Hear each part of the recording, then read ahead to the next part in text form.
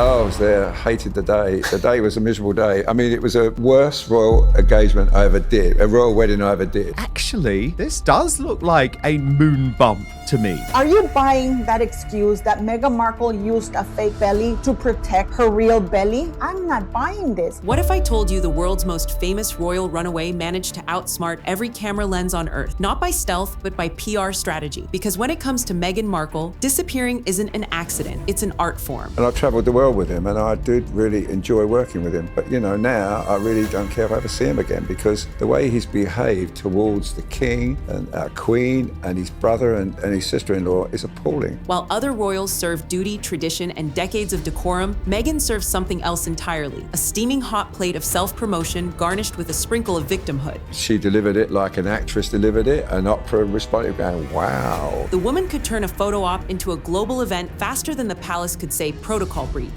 Yet somehow, the one moment every royal photographer waited for, that iconic pregnancy glow, became the most forbidden image in modern royal history. Archie Harrison, Mountbatten Windsor, you know, was the name, and had nothing to do with the royal family. Arthur Edwards, the man who's photographed 6 generations of royalty, says he was told to stay away. Let that sink in. The same lens that captured Princess Diana's humanity was banned from Meghan's maternity. And while the cameras were locked out, the spotlight somehow stayed glued to her. Dancing interviews, documentary tears, and a Netflix contract thicker than royal etiquette, Meghan didn't just marry a prince, she married the algorithm. So buckle up, because tonight, we're not talking about tiaras or tabloids, we're diving into the story the palace tried to bury. You're gonna see or hear Meghan Markle's belly pop. You're gonna see these people's faces. And I can tell you that one of these people is now speaking out. Why no authentic bump photos of Meghan Markle exist, and what Arthur Edwards finally revealed when the silence broke. This isn't gossip, it's royal image warfare. They say every royal story begins with a cry from the balcony. Meghan's began with a press blackout. When most royals announce a pregnancy, the world turns into a camera flash storm. Kate Middleton steps out, and suddenly it's front page history. Meghan Markle steps out, and suddenly every photographer is told, stand down. You could almost hear Buckingham Palace pulling the fire alarm on the entire British press. I mean, obviously when William was born and Harry was born and George and Charlotte and Louis, we got great pictures outside the hospital. I remember, and William and Catherine especially, they made such an effort to show the whole world their new baby. Arthur Edwards, a man who's been closer to the crown than half the family tree, was left scratching his head. For 45 years, he's captured every royal bump, wave, and scandal in high-definition truth. But when Meghan's turn came, silence. No invitations, no photo calls, just a polite royal command to stay away. It was the kind of silence that screamed louder than any headline. And for a woman who claimed to crave authenticity, this was a disappearing act Houdini would have applauded. What is moon bump theory? Well, basically, it suggests that Meghan didn't actually give birth to these children and that she was wearing a prosthetic bump. And of course, lots of medical experts have come out looking at that video and saying it's just impossible for someone who's literally 9 months pregnant and about to give birth to dance in that way. Reporters began whispering, why the secrecy? Was it privacy or was it control? Because nothing says modern transparency quite like a media lockdown backed by palace security. Meanwhile, Meghan mastered the vanishing art of presence without proof. The public saw her everywhere, yet no one saw what mattered. The Crown's PR machine spun faster, the tabloids foamed harder, and Arthur Edwards waited for a photograph that never came. But if you think that silence was strange, wait until you hear what and who broke it next. Meghan Markle has posted a cringy video of her and Prince Harry dancing in a hospital.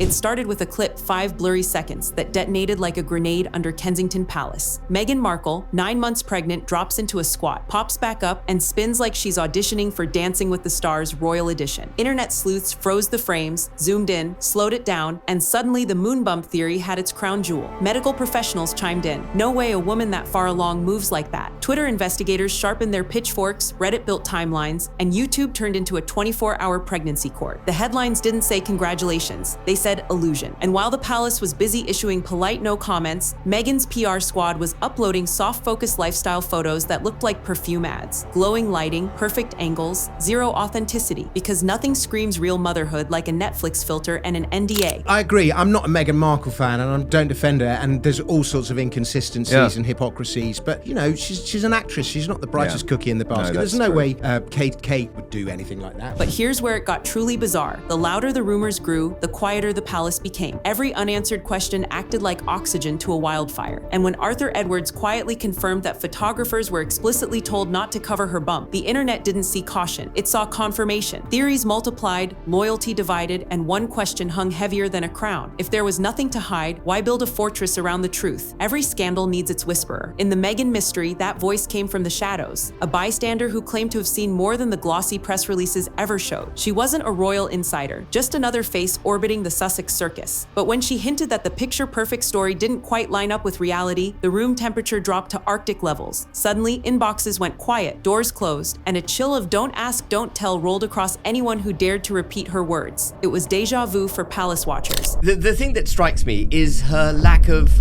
understanding and recognition of the role that she had or has in the royal family. And, you know, both of them have been on the record repeatedly saying they don't want to be living their lives through the lens of a camera and in a goldfish bowl and all of that. And then they take the camera into the most private of rooms where you're about to deliver your baby. Remember Paul Page, the former royal guard who spoke about life behind the velvet rope and then found a warning letter on his doorstep? The machinery of silence has been well oiled for generations. Our witness reportedly faced the same ghostly pressure, polite phone calls that turned into heavy ones, friends who stopped returning messages, jobs that evaporated overnight, and the cruel irony, the harder the push to erase her, the louder the internet listened. She didn't have a title or a PR team, but her fear said more than any headline could. Someone, somewhere, wanted this topic buried under Buckingham marble, because in the monarchy's rulebook, loyalty is currency, and talking out of turn can cost you everything. Behind every royal smile, there's a war room built out of polished oak and plausible deniability. When the Meghan mystery started heating up, insiders say the palace didn't grab a fire extinguisher. They grabbed a script, because that's what the Crown does best. It doesn't solve scandals. It manages them like a centuries-old PR firm with better jewels. On May 6th at 3:02 a.m., Brockmore Cottage. This is a public announcement. The Duke and Duchess of Sussex used the services of a surrogate. We apologize for any misunderstandings. To this day, nobody has debunked that tweet as fake. In order for a child to be in the line of succession, it has to come from the body of the woman. Why would Meghan Markle be faking all those big stomachs? You know, that big belly, the belly swaying back and forth. She was huge. She was overdue. Now when Spare came out, we know that story is absolute horseshit. Staffers whispered about media strategy meetings where every sentence had to pass through 5 courtiers and a stress test for optics. Nobody wanted to be the one holding the match when the rumor mill burst into flames. The famous mantra, never complain, never explain, sounds dignified until you realize it's basically royal code for keep quiet and hope the internet forgets. Except the internet doesn't forget, it screenshots. So while Meghan polished her global citizen persona in California's sunshine, back in London, officials were juggling 2 impossible goals: protect the image of the monarchy and avoid looking like they were protecting anyone. Emails vanished, press briefings turned into riddles, and Arthur Edwards, the veteran photographer left outside the palace gates, became a living symbol of that silence. Proof that even the most powerful institution on earth still fears a single unfiltered picture. Inside those palace walls, truth wasn't destroyed, it was archived, labeled sensitive, and locked somewhere next to the family silver. The British monarchy runs on 2 fuels, tradition, and when whispers about the Sussex saga brushed against the sacred topic of succession, even the chandeliers trembled.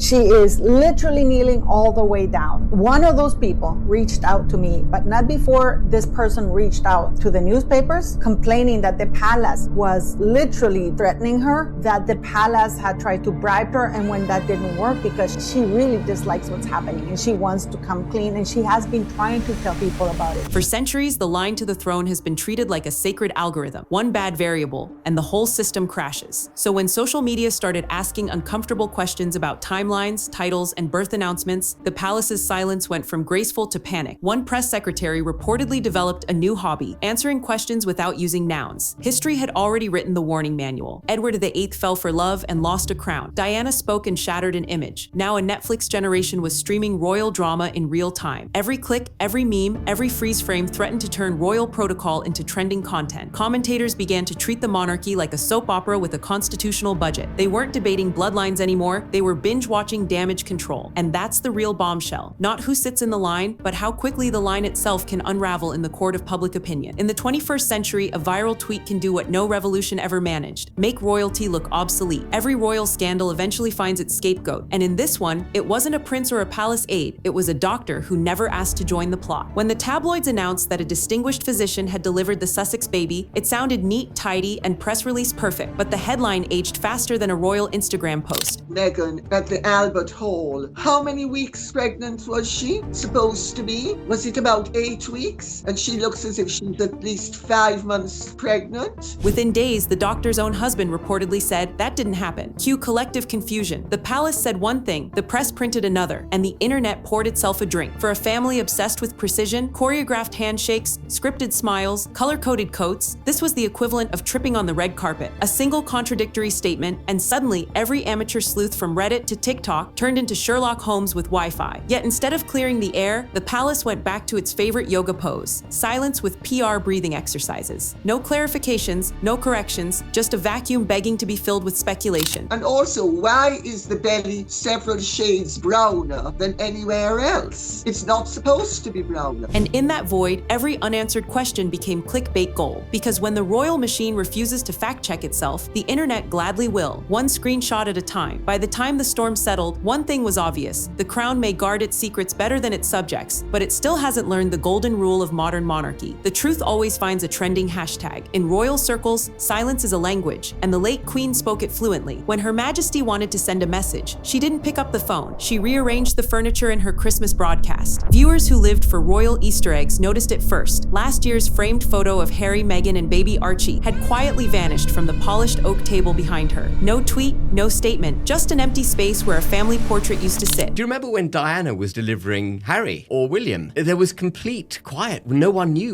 Cameras couldn't get even anywhere near the hospital. Sure, but we let didn't have alone in mobile the room. phones then. What? We didn't have mobile phones then. But it was so private, and there's a dignity with privacy. Yes. And I certainly wouldn't, if I were pregnant, dance like, well, I can't. For a monarch who built her career on poker face diplomacy, that empty frame screamed louder than a front-page tabloid. Palace loyalists rushed to explain it away. Limited space, new decor, lighting choices. But royal watchers knew better. Every object in those broadcasts is placed with military precision. If the corgis so much as wag wrong, someone's getting an email. So when that picture disappeared, the nation didn't need subtitles. The queen never feuded online, never unfollowed anyone, but in her own grandmotherly way, she just subtweeted the Sussexes on live television. And the move landed harder than any official press release could have. It was calm, calculated monarchy energy, centuries of reputation management condensed into one missing photo. No words, no confrontation, just a gentle royal mic drop wrapped in tinsel and diplomacy. But as history shows, when the crown goes quiet, it's not peace, it's prelude. And what followed next proved just how deep that silence really went. Every royal story ends with a balcony wave. This one ends with a hospital that apparently lost its Wi-Fi. When questions about the birth hit fever pitch, all eyes turned to Santa Barbara Cottage Hospital, the supposed backdrop for the Sussex arrival. I would say step one would be to confirm this room, find out where it was, find out that very room, find out which room it was, and go look at it. If it's at that hospital or wherever it is she says she was, go make sure that's the hospital room, that it exists there, because it could be somewhere else, who knows. The institution had two options: confirm the story and quiet the storm, or pull a classic royal move and ghost the planet. Guess which one they chose? They congratulated the couple on social media, then, weeks later, told local parents that the video making rounds wasn't filmed at the height of COVID, and reminded everyone about the hospital's strict mask rules. Translation: we're not saying it happened here, but we're also not saying it didn't. That's the kind of PR doublespeak that makes lawyers smile and journalists scream, because in the age of receipts, no comment sounds a lot like good luck proving it. Meanwhile, online detectives turned their timelines into crime boards. Frame by frame, they matched floor tiles, light fixtures, even oxygen tube placements like digital CSI. The hospital stayed politely mute, a fortress of HIPAA-compliant silence, while the rumor mill roared outside its automatic doors. And through it all, Meghan's image remained untouchable, glossier than ever, perfectly curated, and utterly beyond verification. There's no stress there, not even a little bit of stress, none. And there should be there, because she's getting ready to have one of the worst painful things of her life, having a baby. And when that happens, you look forward to the event, but you don't look forward to that pain. And it's so bad, a lot of women can't remember it. In a world where everyone live streams everything, the most powerful family on Earth somehow left the planet's biggest question unanswered. But just when the the mystery seemed locked in marble, a veteran royal photographer finally stepped back into the light. And there it is, a royal mystery wrapped in velvet silence and tied with a palace-issued bow. From banned photographers to vanishing doctors to hospitals that ghost harder than ex-royals. This wasn't a story about one woman's bump, it was about a dynasty's desperate grip on its own reflection. Arthur Edwards' words still hang in the air. We were told to stay away. Maybe it was about privacy, maybe it was about control. Either way, the result is the same. The most powerful brand in Britain looked straight into the lens and blinked, because this isn't a fairy tale anymore, it's a franchise. Streaming live from the ruins of royal perfection. And every time the palace hits mute, the internet turns the volume up to 11. But before you dive into the next chapter, you need context. The digital meltdown that cracked the Sussex image wide open. It started with an online leak that sent their carefully built empire into free fall, exposing truths the world wasn't supposed to see. That's where the implosion began. And trust me, you don't want to miss how deep that rabbit hole goes. So click over to the last upload, the one that unpacks the online leak and its explosive aftermath. Watch it now before the next royal secret drops.